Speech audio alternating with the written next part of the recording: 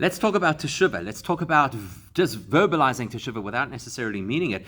Let's explore whether or not it's guaranteed that we'll all do teshuvah, or does the Eibishter compel us to do teshuvah? All of that coming out of Psukim at the end of the Teichacha in Parshas Bechukosai. When Psukim sheba Parshas Bechukosai b'Sefer Teichacha, towards the end of the rebuke in Parshas Bechukosai, Nemar, the pasuk says, "V'isvadu asavonim v'savonim avoisam gomer," that they will confess their sins and the sins of their fathers. And then in the next pasuk it says, "Ve'veisi osam beretzeveim," that the Eibishter is going to bring us into Chas v'Shalom, into the countries of our enemies. Oz yikona levavim he'orel, and only then will our uncircumcised heart be so-called submissive. And then we'll have taken care of or settled our averos. And then the pasuk after that says, Yaakov Gomer, that the Eibishter promises he will remember his covenant with the avos. So the big question over here is, all of the commentaries, all the classic commentaries of the Chumash ask this question. If you've just told me that the people will confess, which means that they're doing tshuva, how come does the very next pasuk say that they'll be brought into Golus, into the enemy's lands? Which implies that conduct of doing tshuva leads chas v'sholem to punishment. Doesn't seem to make sense. Really, the pasuk should have said that they'll confess, and then it was a chartis brisi, because they confessed. The Eibishter remembers his covenant with our avos. Some Mefarshim have a look through all of the Mefarshim. They all give answers. The Ramban, the Abba Benel, the Kli Yakar, etc. But there's one question we have to address, which is this is a question in the simple understanding of the Psukim. Who should respond? It does not appear as if Rashi considers this question, and certainly does not address it directly. How does Rashi not address such a big question in the simple understanding of the pasuk? Okay, so perhaps the answer is based on what the Medrash Toras Kohanim says on the pasuk, and maybe Rashi is saying the same thing. What does the Medrash Toras Kohanim tell us? On the pasuk that says they confess their sins and the sins of their fathers, the Toras Kohanim tells us, here the pasuk is speaking about doing tshuva. And it's standing Ashim, as soon as they do tshuva, I will, the Eibishter says, immediately show them mercy and compassion, based on this pasuk. What about the fact they're going to go into the enemy's lands? Later on in the next pasuk, which says that the Eibishter will take us into the lands of our enemies. The Toras Kohanim says something you didn't expect. This is actually a good measure for the Jewish people. It's good news. What's the good news? That chas v'shalom, the Jewish people should not say, look, now we live amongst the nations of the world, let's assimilate, let's emulate their behavior. The Eibishter says, I'm not going to let that happen. I'm going to send my Nevi'im, and they are going to bring the Yidden back to the correct path, and they will be under my wings. The good news is, even if you're in bad places, the Eibishter will protect you from becoming bad people. Commentaries point out that Toras Kohanim addresses our question. Why the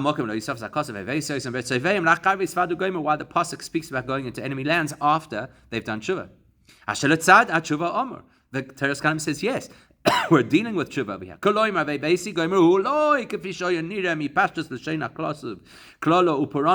Now that we know that the subject here is tshuva, don't read the pasuk about going into enemy lands as some kind of curse or punishment. It's actually good news, and it's a positive thing that will happen to the Jewish people, where we will be protected from our environment. Now, what's that got to do with Rashi? Because the Toras Kohanim quoted this on which pasuk? The pasuk about being taken into the enemy lands, saying that it's good news that the Jews should not think that now we're part of those lands and we should behave like those people. Because the Eibishter won't allow that to happen. And the Eibishter is going to bring us back under his wing, so to speak, almost like it or not. It would appear that Rashi, who quotes the Toras Kohanim saying those things on that pasuk, obviously believes the same answer, and therefore Rashi tells us that this pasuk is not an interruption and certainly not a contradiction to the idea of the tshuva. It's good news, like the Toras Kohanim said. Sounds like a great answer. Ulam.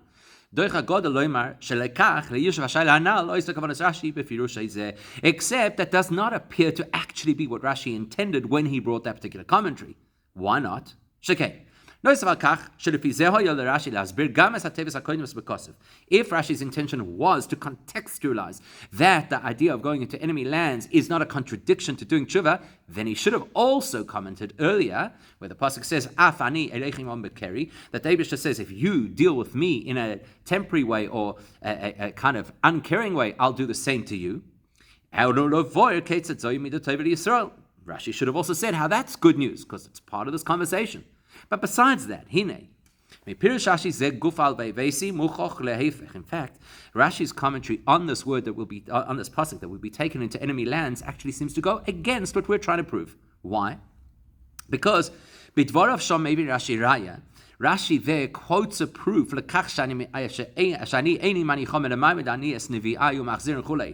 fact that David will not allow us to assimilate, but he'll send Nevi'im to keep us on the straight and narrow.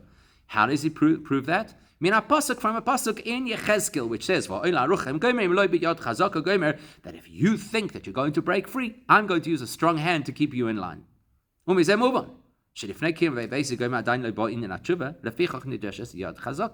Now, we were trying to say, you do tshuva, that's what the Toras Kohanim said, therefore you deserve David's protection even when you're in a foreign land. Rashi, on the other hand, quotes a pasuk that says you need yad chazaka. You need to be compelled to do the right thing. Sounds like you haven't done tshuva yet. Therefore, you can't tell me that Rashi is giving the same message as the Toras Kohanim. Besides that, and beyond that, read the pasuk. What does the pasuk say? I'm going to take you into those lands, and only then will their hearts be submissive. That implies that only then, only after we've gone into and experienced those foreign lands, then we'll have tshuva, because only then will our hearts be contrite. Sounds like not tshuva, then protection in the foreign lands, but rather experience of the foreign lands and then tshuva. And therefore, if we're going with a simple understanding of the pasuk, which is Rashi's approach, then even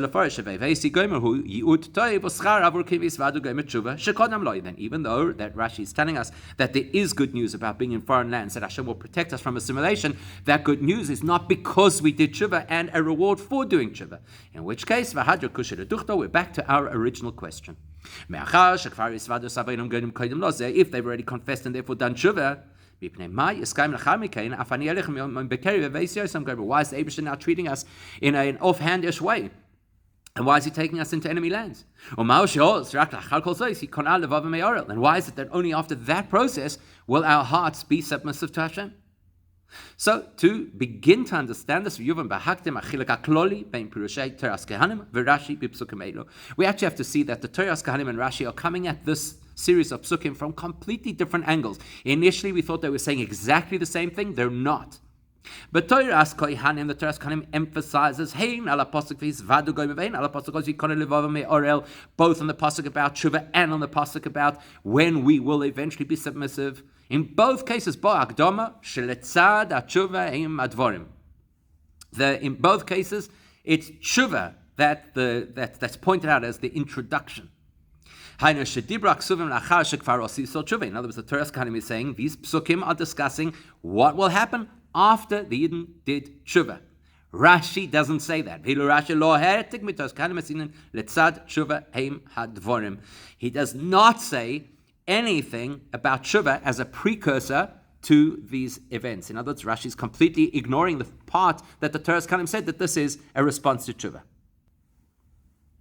On the other hand, when the pasuk tells us that then the Eibusher will, so to speak, or then their averos will be settled, Rashi adds something the Toras Kohanim doesn't say, which is that the punishment, the suffering, that will atone for their averos. But the Toras Kohanim did not say that. Rather, after the Toras Kohanim describing how it is that our hearts will become submissive, then it says where it tells us that they did tshuva, Then the Torah Kanim says that the Eibishter will show them mercy. And he quotes the pasuk to say, look, the Eibishter is showing them this mercy that they'll be able to overcome their Yetzer Hara. In other words, Torah Kanim is saying the context of here is very much about doing tshuva, and Rashi is saying the context is very much about Yisurim, which hopefully will bring them to tshuva.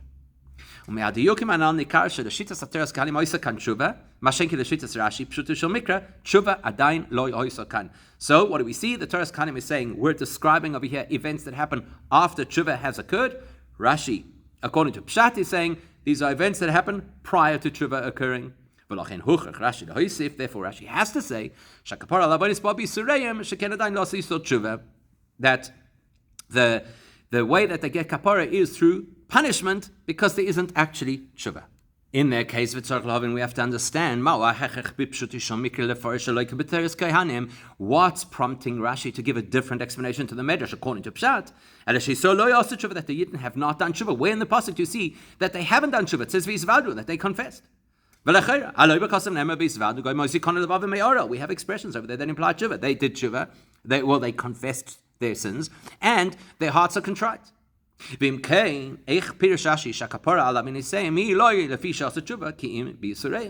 it that Rashi is insisting that what brings them kapara is not their tshuva, but Yisurim? Where does he see that they didn't do tshuva?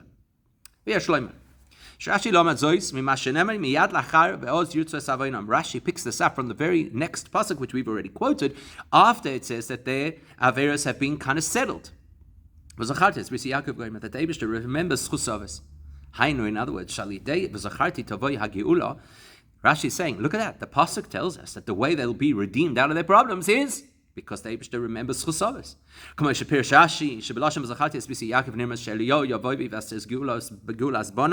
Rashi actually relates that mamish to the Gula of Mashiach, that the Eibishter is going to remember our chusavos, and therefore Eliyahu will come and take us out of Golus. Doesn't seem to make sense. You just told me in the previous pasuk, we've already achieved what we had to, which was settle the score of their averos. The Yidden have already been atoned for. Why do we now need the schus avos to get the gula? Why don't we say the schus of our tshuva gets us the gula? Especially when you read Rashi's detail, how much schus avos we need, because he says, it starts from the third and works its way back to Avraham Avinu, right from Yaakov to why? If Yaakov's schus is not good enough, we'll add Yitzchak into the mix. And if Yitzchak's schus is not enough, then we'll add Avram's schus. Hang on a second, we did tshuva, and now you're telling me we need schus, and not just schus, but we need all three schus. That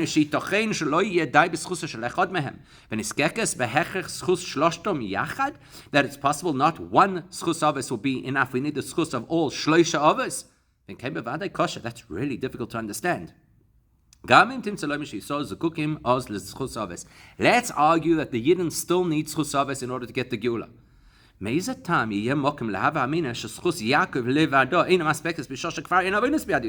you told me that they already did tshuva for their averos, why would tshuva plus the schus of one of the others not be enough? You need all of them. So Erachaim Kosav, the Erachaim says, that the viduy is enough to mitigate, to reduce the gzeros against them. But to get them back to where they belong, like the base of the kira is called kanoi, so to get them back to their base, that needs schus avos. But even that needs to be understood. Why is there golus? Because of averos. Like we say in our davening, because of our averos, we were exiled. We actually saw it in this parasha, in the Teichacha. If you don't listen, in other words, you do averos, then these things happen. When we say move on, so logically then, as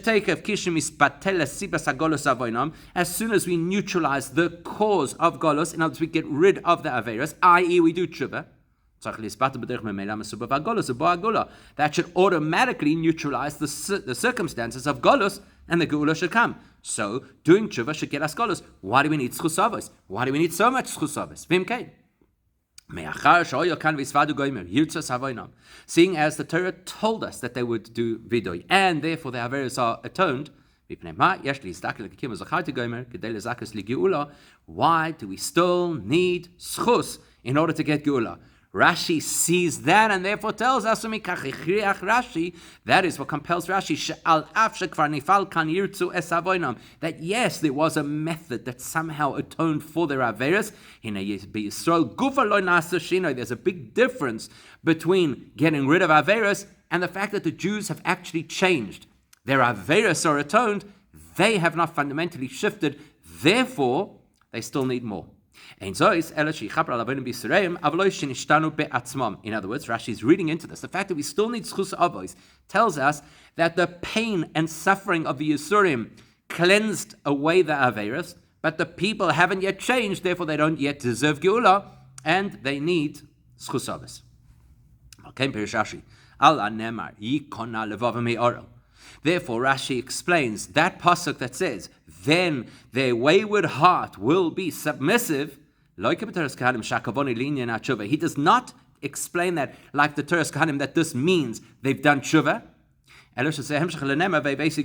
But rather that's part of what's going to happen when they're taken into this inappropriate environment, the enemy nations, which is getting pushed into Golus, into enemy territory. That is the Eibishter's business. The Eibishter pushes them into that environment. That is the Eibishter's strong arm over them. Because there's this so-called strong arm of the Lord over them, that's why their hearts conform. The pain of the suffering that they go through breaks their hearts, meaning breaks the Yetzer Hara.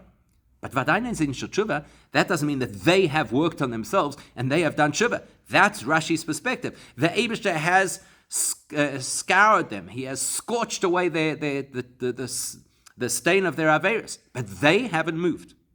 And that's how Rashi understands why the Torah expects that you still have to have schus avos in order to earn the right to geula. It's not good enough just to burn off the scars of averos. We need the Jews to change. The reality of Golus, the reality of Geula are two opposite realities. Like the pasuk says, during Golus, it's this casual relationship between us and Hashem. Whereas in the time of Geula, the Eibishter turns his attention to us. The Eibishter puts his Mishkan within us. The Eibishter spends his time, so to speak, walking with us. Geula is revealed godliness. That's why it's not good enough just to say, we'll clear the record of your averos. So the people have to change. They need to be ready for this completely, radically different reality of Geula. Rashi is saying the pasuk here only describes the fact that we have removed the stain of their averos through suffering. But how are we going to get them to Geula? So you got rid of the bad stuff, but you haven't yet got them into the headspace of a radically different reality. For that, we need schus avos. What's going to get us over the finish line to Geula? The fact that the Eibishter promised it to our forefathers. Because the Eibishter promised our forefathers, he'll keep that promise. Regardless of where we are spiritually. That's the message here. Now that we understand where Rashi is coming from, that the schus avos alerts us to the fact that the averos are gone, but the people haven't moved and done tshuva, that will also explain why why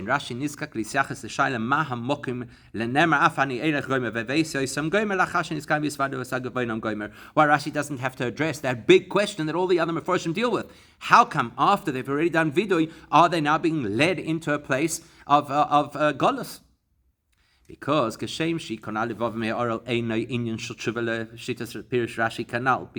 is coming from the perspective that their heart being submissive does not mean they did tshuva,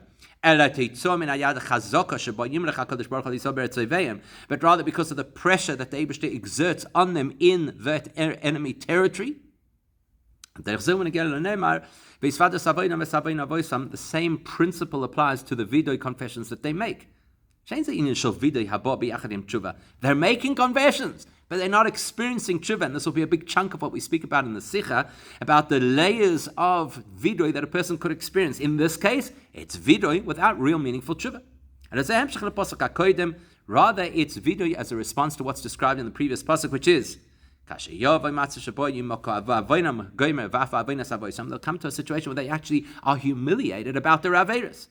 Because they feel uncomfortable about their averos, which by the way is because of their suffering, therefore they'll have no choice but to confess. Kloimer, in other words, Rashi is reading the viduy here. Do they say the words? Yes. Do they actually intend to do tshuva? Not necessarily.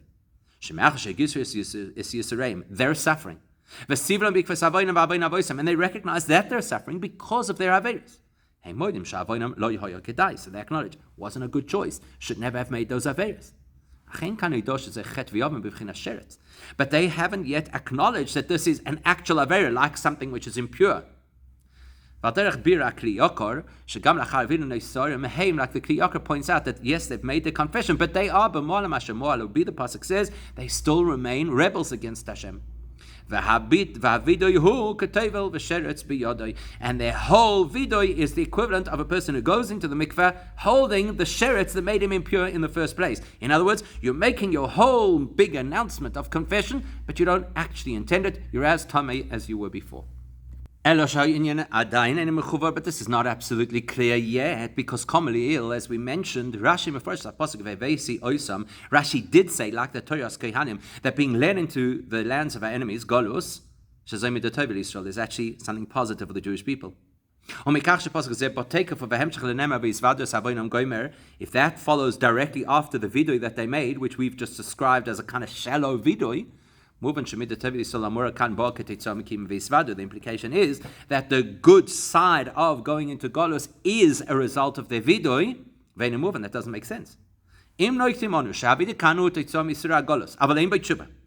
we're going with what Rashi seems to be saying, that the only reason they're making viduy is because they're feeling the intense pressure of the Golus, but they don't really intend to do tshuva, like the Kli Yakar said, it's like the guy in the mikveh with the sheretz in his hand. Why would that cause the Eibishter to respond with some protective care for them while they were in Golus? Therefore, like it or not, that even though the viduy they're saying here is not true tshuva,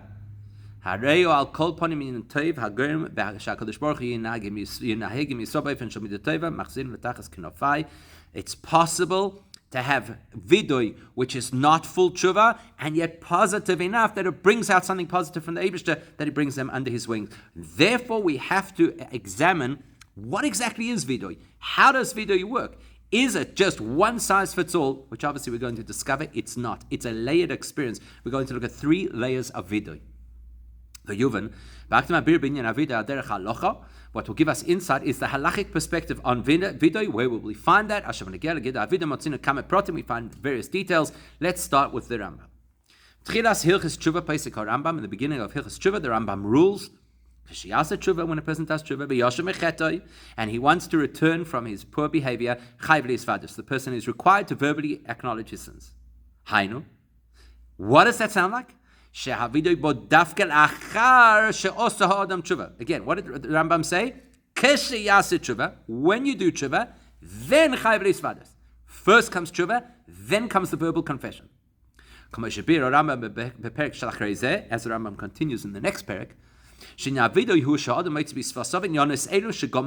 that the definition of viduy is saying what you've already decided. So you decided you're going to change your behavior, now you say it. The viduy follows the tshuva, which is an internal process.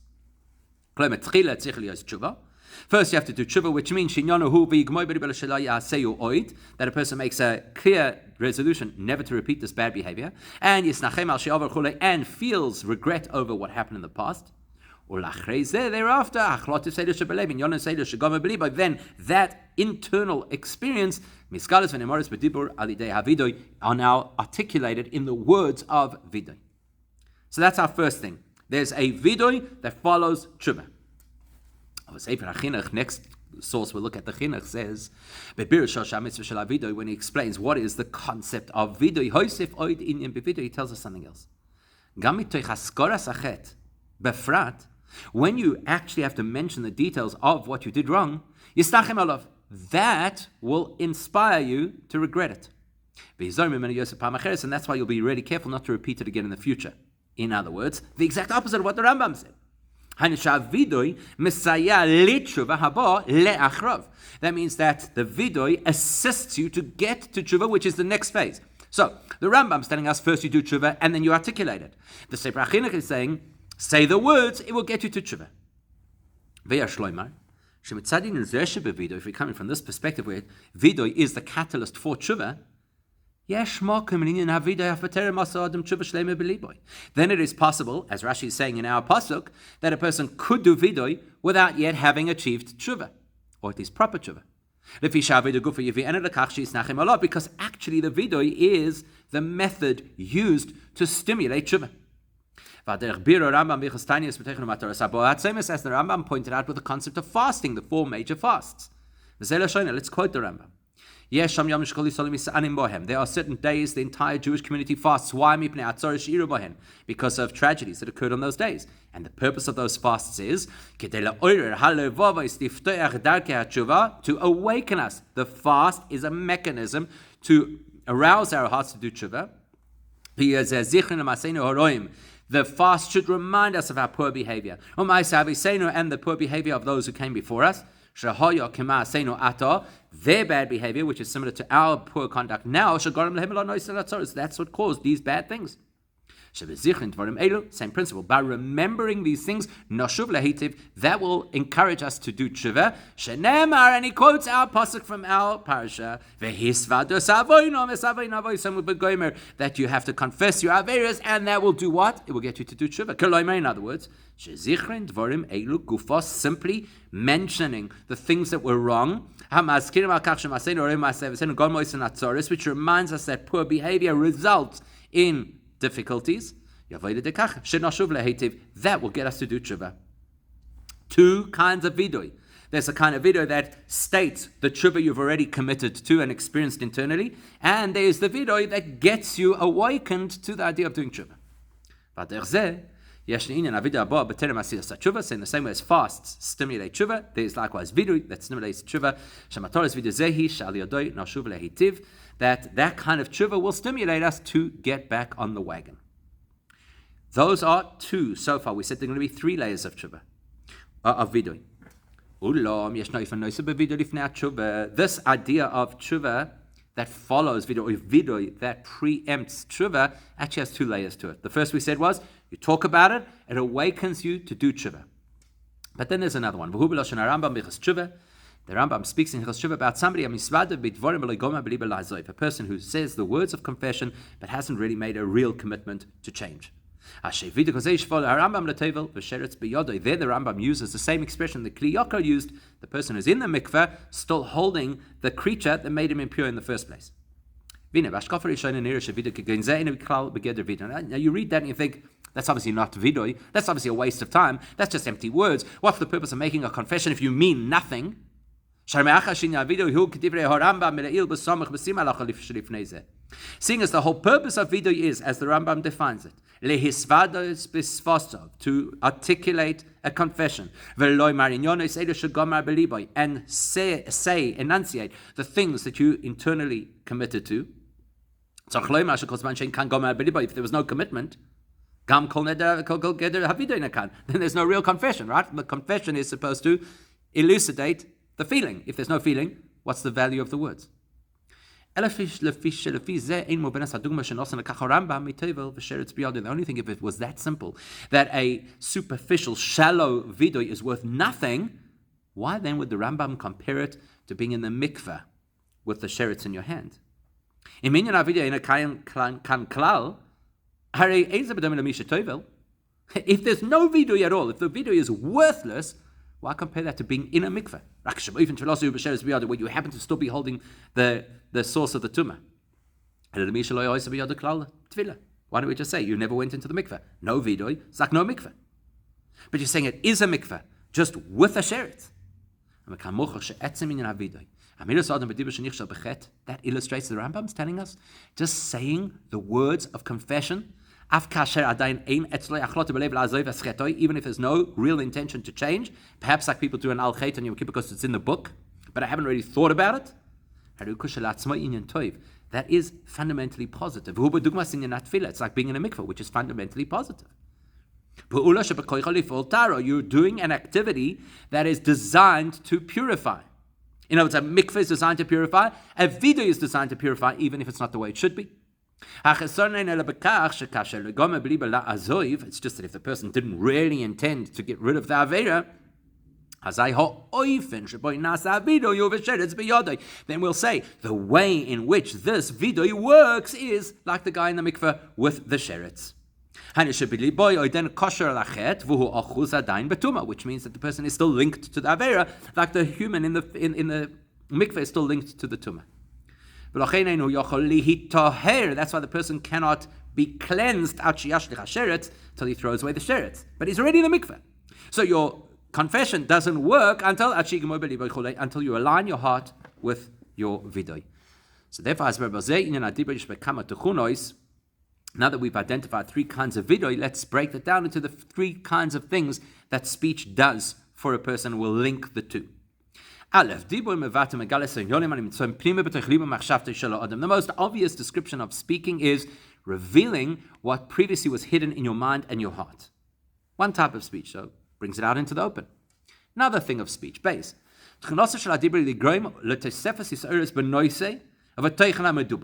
Speaking about something accelerates the emotion associated with it. Like the Rabbi says in Anat, when a person is angry, rather don't talk too much at that point.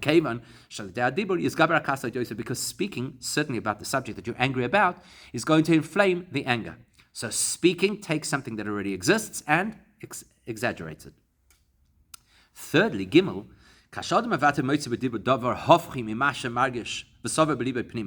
if a person speaks about something that they really don't resonate with personally, it's going to leave the person feeling uncomfortable and possibly even embarrassed. I shouldn't be saying this, I feel like a hypocrite. Even though speech is a rather superficial part of the human experience, because the fundamental distinguishing factor of humans is that we are verbal communicators, then we can't escape the fact that whatever we articulate verbally speaks to our neshama, because that's actually who we are and what we're all about. Therefore, any time that we say something that jars with how we feel internally, it causes us distress. Okay, so we have three kinds of verbal expression.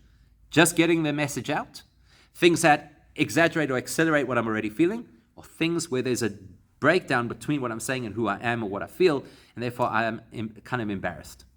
Let's link that to the three kinds of viduy that we've already described. The ideal form of dibur is, as the Rambam told us, you do tshuva and then you express it.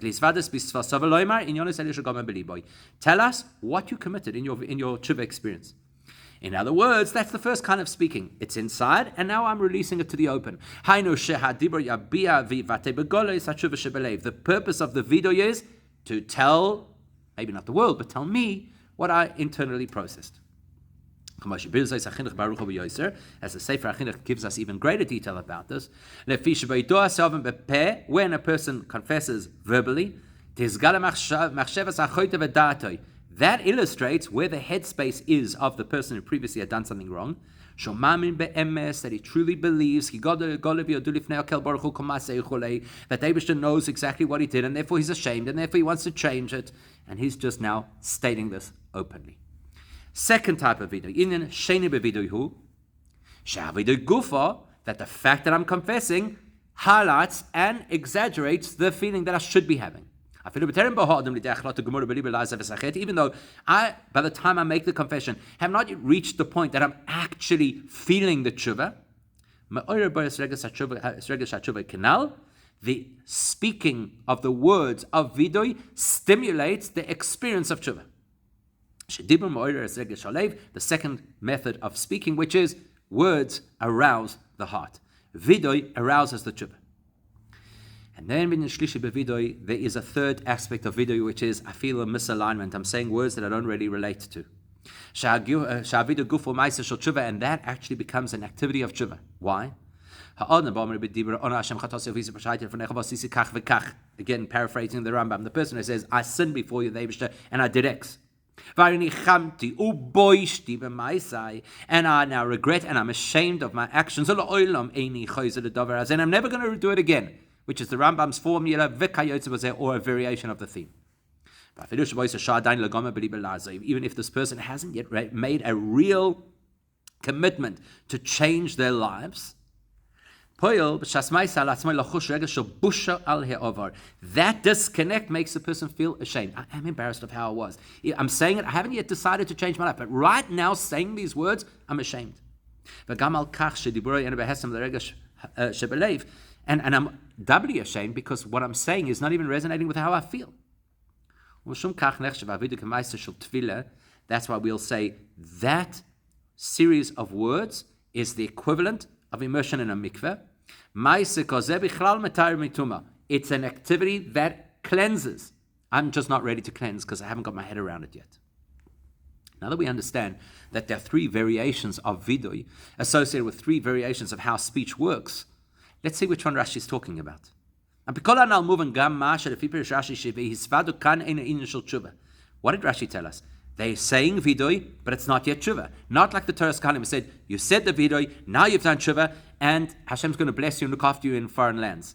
Rashi says, no, you said the viduy, you haven't yet done tshuva, therefore there's going to be yisurim. For kaporas havonos be yisurim, that's what's going to atone. Similar to what the Kliyaka said, it's the guy in the mikveh holding the sheret.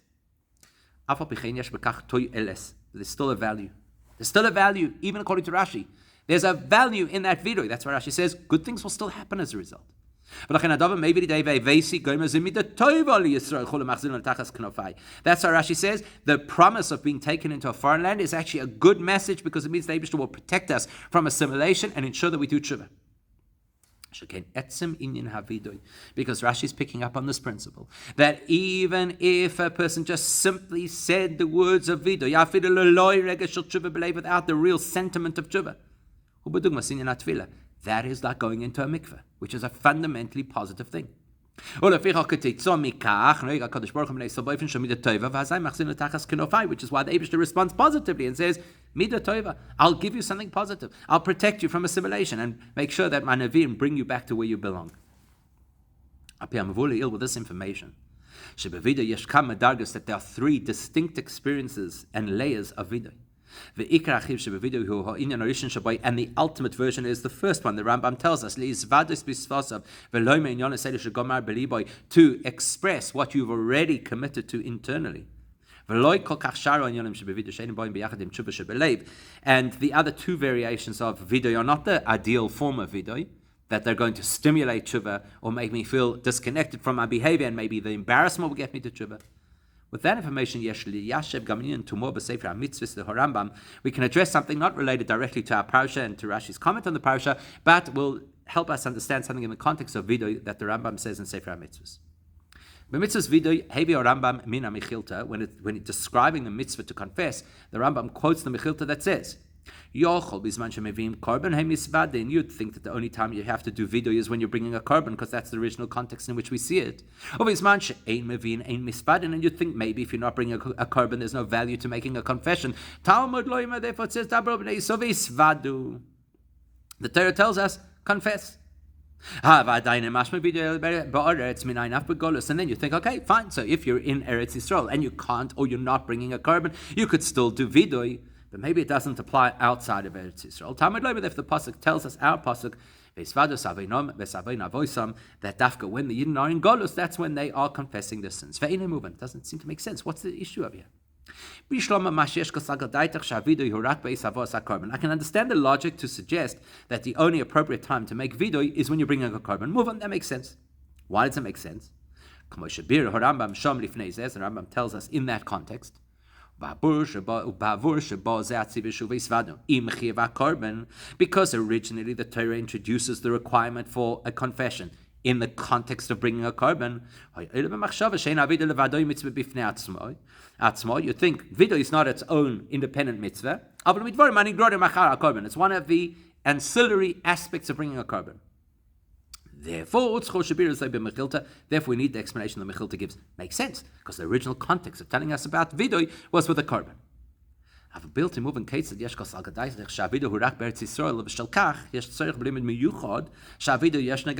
once we resolve that viduy is independent of a korban, what's now making me think, who says it's outside of Eretz Yisrael? And you have to learn a special teaching that it's outside of Eretz Yisrael. Why would I think so? So the Chinuch explains.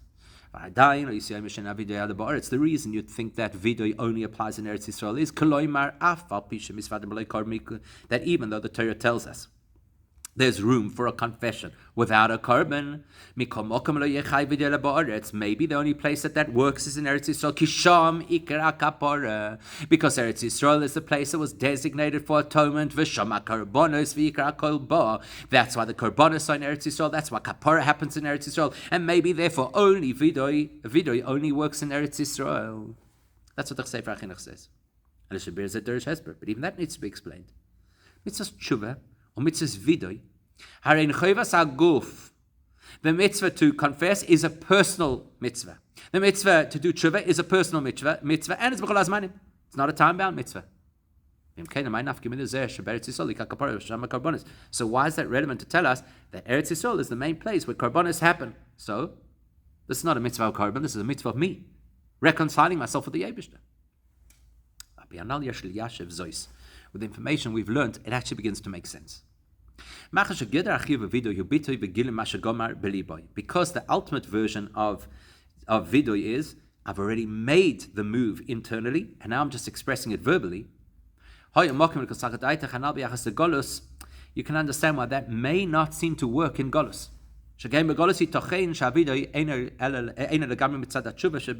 Because if people are in Golus, maybe their viduy is not motivated by their own choices. Maybe the person is saying viduy because Golus is so hard. In other words, what's the cause of the viduy? Golus, not my choice. And maybe then the viduy is not an expression of tshuva, it's an expression of pain. Similar to where the person is now using the pain to stimulate a viduy, so hopefully it will get them to tshuva.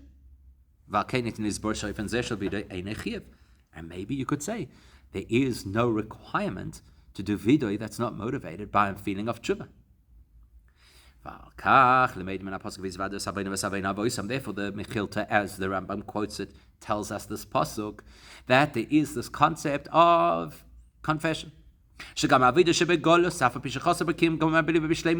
even when you're in Golus and you're saying viduy without the full force of a commitment, because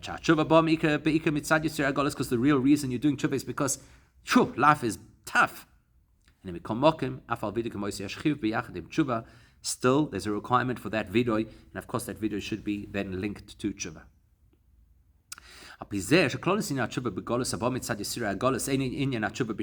Now we've established something very interesting, that when a person does viduy or tshuva during golus, it might not be that the viduy is stimulated by tshuva, it might be stimulated by the pain of golus. That will explain why we need schusavos after dasam meforshim should be svadu gomer ozikon levavim me'orel ho'achin yin tshuva according to the Torah's Kohanim, and the other meforshim will say that v'isvadu means they did tshuva. According to Rashi, it makes sense. V'isvadu could be they did a viduy without tshuva, so therefore they need schusavos. But according to the opinion that v'isvadu is that they actually did tshuva, so now why do they need schusavos? The answer is, if that tshuva was stimulated because of the pain of golus, that would tell me that the people haven't really fundamentally changed. They're only responding to a painful experience. So they need more help to get them to geula. They need the schusavos. And that's not going to happen when Mashiach comes. Now we can truly appreciate the great chiddush of the time of Mashiach. Where do we see this? Because the Rambam tells us practically that the only way we get out of Golus is we have to do tshuva. And then he tells us, don't worry, the Torah promises at the end of Golus, it's guaranteed the Jews do tshuva, and then will be immediately redeemed. What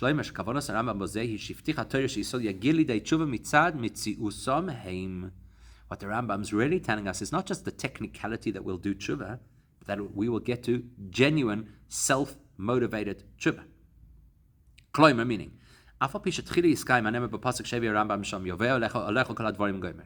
yes, initially the Rambam acknowledges there'll be bad things that happen, and that's going to wake us up. Then after that, there's another pasuk that is relevant, that you'll do tshuva, which is v'shafto, you'll do tshuva. Tshuva misyacheses liYisrael, tshuva that can be credited to the Jewish people. Ve'yesh loymar, and you can even see this in the chronology of how the Rambam presents this. Rambam hidgish b'kach shekova mekayim shalin zaydas hatshuva shebesefer golus beperik shvi milchas tshuva. When does the Rambam tell us that we will do tshuva at the end of Golus? The beginning of the 7th chapter of Hilchos Tshuva. Why is that relevant? Because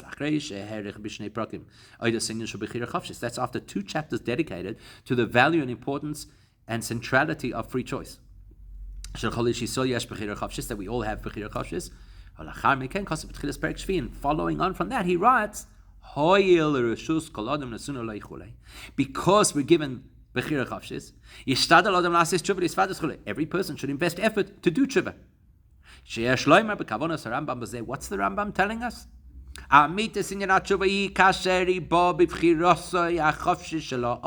The ultimate form of tshuva is self-driven. I choose to do tshuva. And therefore every single person has to work hard to do tshuva because they want to do tshuva. Don't wait for the Eibishter to pile on the pressure and then we crack and we have to do tshuva. And straight after that, the Rambam says, guaranteed the Yidden will do tshuva at the end of Golus. Straight after telling us that tshuva should be self-motivated. In other words, Hainu, he's alluding to the fact that what kind of tshuva will we do before Mashiach? Tshuva bo mitzad b'chira chavshis shel ha'adam. Not the tshuva which is the result of Yisurim discussed in Parshas Bechukosai, but tshuva that is self-driven. That's the difference between how tshuva is described in Golus in our Parsha,